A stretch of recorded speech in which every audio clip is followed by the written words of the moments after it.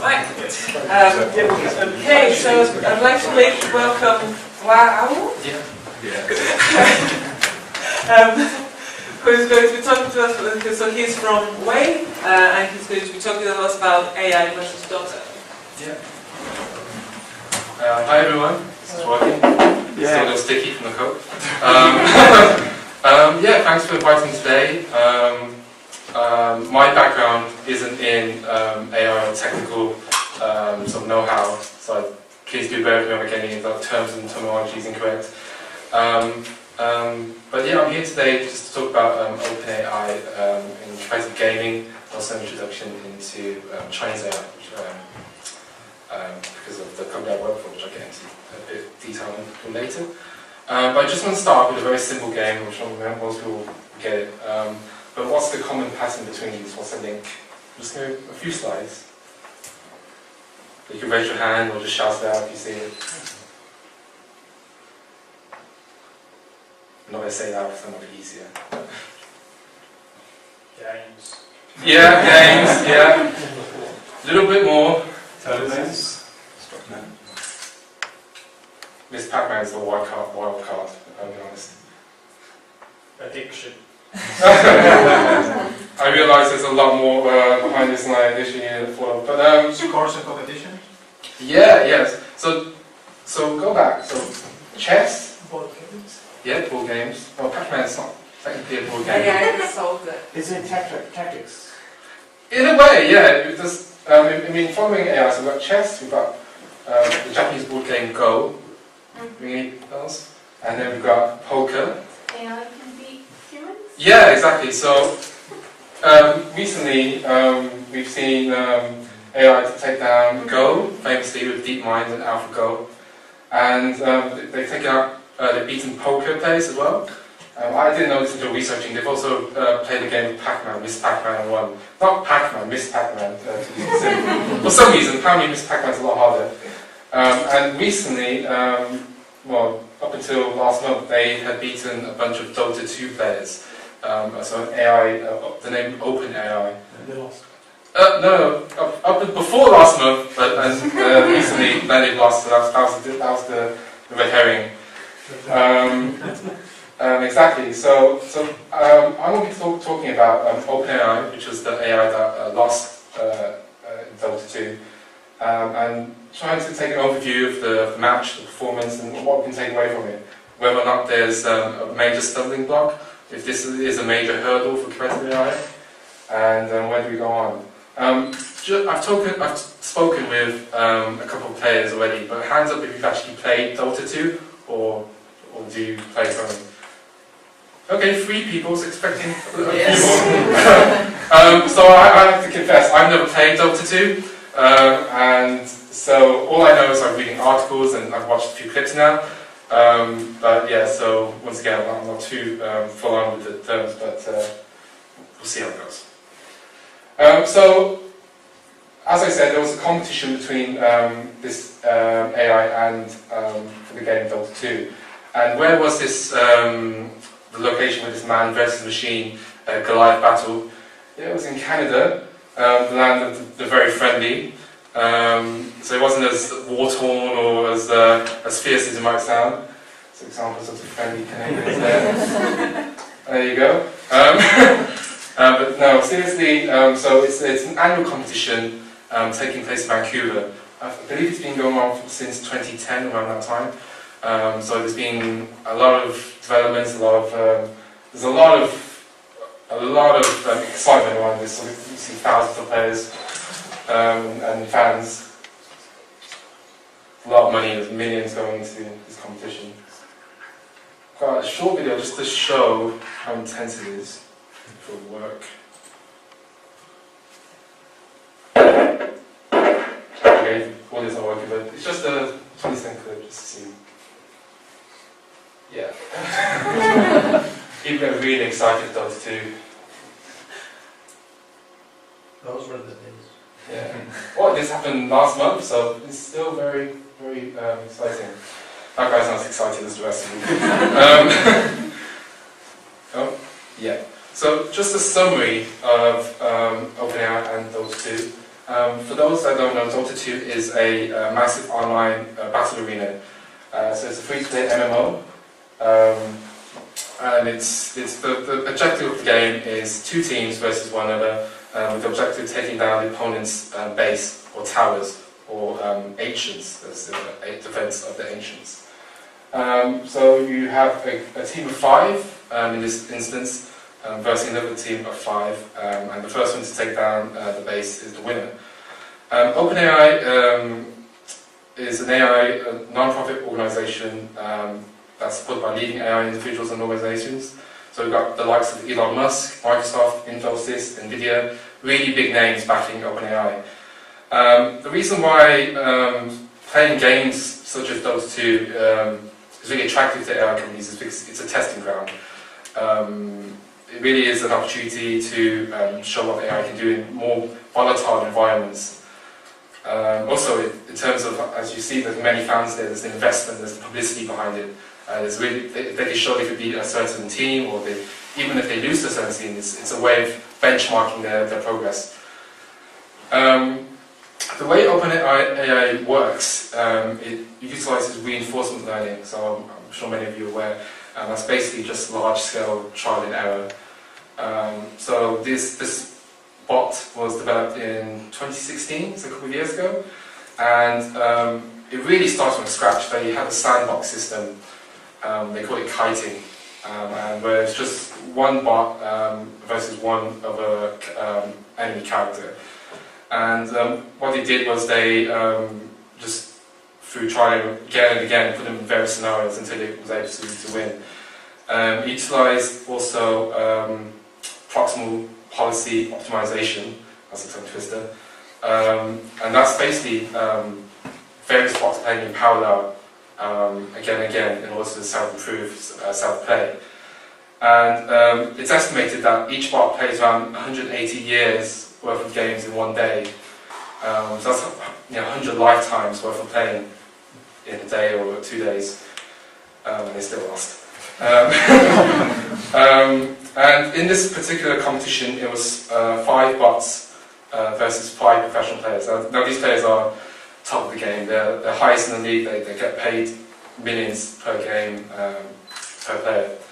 And it's the best of 3 rounds, and it was and they lost both rounds. The OpenAI lost both rounds, but they came surprisingly close. So for this particular tournament, there are a couple of rule changes that are quite interesting in learning exactly why OpenAI lost. Previously, the year before, in 2017, OpenAI did defeat a group of amateur players. So they got accolade. But more impressively, they did beat a one-on-one, not 5v5, a top world player, a top professional player. So going in, some people were saying it's possible OpenAI could win. But another rule change that did shake it up was that instead of the OpenAI or the professional teams choosing the characters which they played with, third parties chose the characters they were able to use. Now, OpenAI is only able to use 18 of over 100 characters that you play in this game. So, as you can expect, it's very finite conditions, quite certain conditions they need in order to have optimal strategy to win. So, taking that option away from them to choose which players they want to use, which characters they want to use, really lowered the odds. So, another point was they removed a major restriction. In Dota 2 there are support characters called couriers, and basically in the game you have these characters which provide medical support, health support, they provide regeneration, get a little nerdy, to help your players. You normally have 5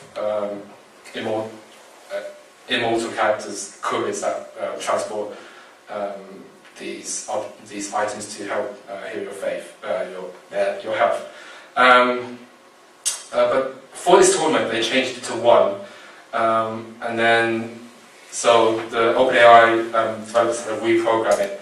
So they had to make sure, okay, we can't rely on this sort of flow of support anymore. We have to adjust and adapt for this tournament. But then fans decided, oh, it's more interesting, we'll just put them all back in, and they basically flip-flopped how many couriers we could have. And this meant that the OpenAI team was spending the day before the tournament reprogramming, making sure the bots were ready, because they didn't envisage the amount of support they will now get. So these aren't ideal circumstances. There were also changes to items, so bottles and bottles and rapiers and so on. They were changed. So certain items were eliminated, and yeah. So even before they entered the competition, it was a lot of flip-flopping and uncertainty, which is exactly what OpenAI doesn't want. So looking back on the matches, like I said, there were 2 rounds, 2 matches. On the positives, OpenAI did display quite decent performances. An average match for a game is around 40 to 45 minutes. And on the first match, they pushed the opponent professional team to 45 minutes, and in the second match, they pushed them to 52 minutes. So we're talking, ideal performances. They're able to push the opponent back, giving a bit of a challenge. In terms of the earlier game, they were able to, at one stage in some of the matches, they were able to have a higher number of kills against the enemy characters. So in some ratios and some metrics, you could say that they performed well, but they did let that slip, and that's because while they were able to execute moves and spells quickly, there was no overall strategy. They were struggling to manage all of these different players they weren't familiar with. They weren't able to create a cohesive approach to defeating the team. And with OpenAI, there's an argument from some that say that for this competition they restricted the reaction time of the AI to 80 milliseconds up to 200. So this is to allow for human reaction as well. Some said that, why can't you just let the OpenAI work to its potential, the highest, the response rate it could provide. But then, so then that would give them a clear advantage then in order to win. However, other critics say that that's not entirely the point of this endeavour. It's not about how quickly the AI responds, it's about whether or not they can formulate a strategy in changing circumstances and adapt to that. So it's not so much how quickly the AI responds, it's what they respond to, how they respond. Looking at the negatives, going back to lack of strategy, there was a move in Dota 2 called ganking, please correct me if I've said it incorrectly, in which you move from your lane into an enemy's lane to kill their character. During both rounds, the AI didn't display initiative or exploited weaknesses in the enemy strategy. They didn't move to other lanes and kill heroes, which you would expect a human player to ordinarily do. And because of the changed item list, they were struggling with inventory. They didn't take advantage of the items they had or could purchase. Which is why some critics say that OpenAI still require quite a specific set of conditions. As I said, they're only able to use 18 of over 100 characters at the moment. And part of why Dota 2 is interesting is because, as shown in this tournament, in the international, the rules are constantly changing. It may be because they want to please fans, just change the courier, for example, the support each player gets, just to make each round interesting. And players change. Players, exactly why they want OpenAI to succeed, because players change. They have different playing styles, they have different strategies. And this is, at the moment, what does this mean for OpenAI? Is this a stumbling block? Because rules constantly change, and what is OpenAI to do? That's basically a few takeaways in terms of performance, but what can we take away in terms of critics and experts? What do they say? Can I add something about the 8 Yes. seconds? Yeah, go ahead. I think there might be something else there. I think the OpenAI algorithm probably was struggling with coordination there. Mm-hmm. If the response time was in 200 milliseconds, Mm-hmm. even though it was faster, you would expect an individual bot to react faster. Yeah. Maybe the coordination with another bot Yeah. to achieve a common purpose. They wouldn't be able to handle it. I think. Just thinking. Yeah, no, because ordinarily, from my knowledge, they don't. They are normally at 200 milliseconds. They do try to match it with human reaction times to ensure more even playing field. But like you say, yeah, if AI is optimized to react at 80 milliseconds, it would throw them off. And it would be interesting to see putting AI full tilt, seeing what it could do against these players. But then again, like I said, it wasn't about the reaction time. The strategy was lacking from the No, I'm start. talking between the two bots rather than against the human. Yeah. Coordination between them rather than. But I guess what we're saying is, like, they're probably restricted to 200 milliseconds, so actually it's a litmus test of strategy. Like, Yeah. are they going to beat it at gameplay rather than just being quicker to Exactly. do whatever? Yeah. What they want. Yeah, Maybe we still have to formalize the strategy. Yeah. That's what I'm trying to Yeah, say. it builds into the strategy how quick it can be. Yeah. But yeah, like I said, it's interesting to see both sides of the experiment.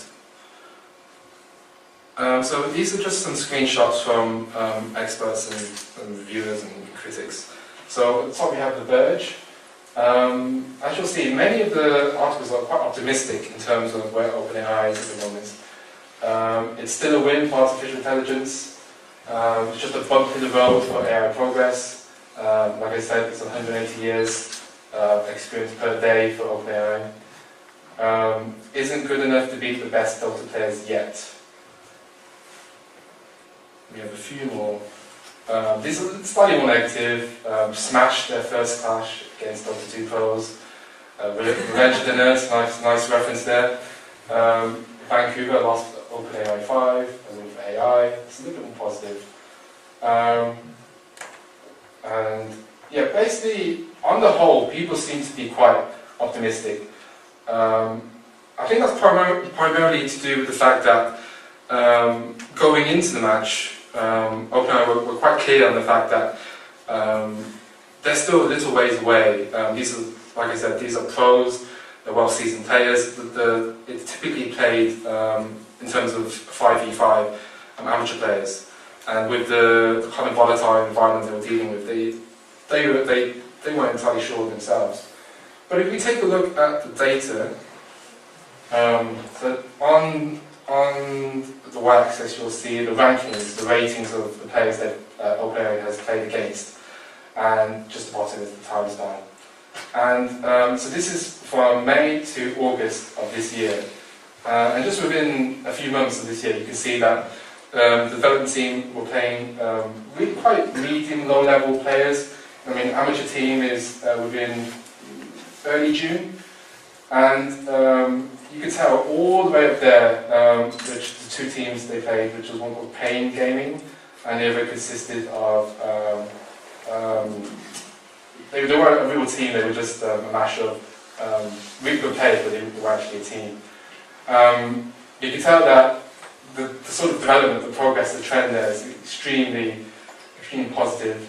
It's such a short span of time.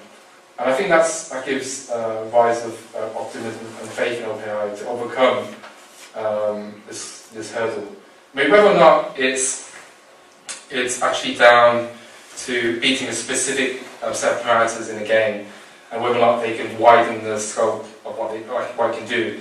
I think most experts agree that they probably win in a specific game in which they can probably have an advanced knowledge, notice of what items they can use and so on. So there was a little bit of time, and the programmers and developers had time to work it out a little bit more the night before.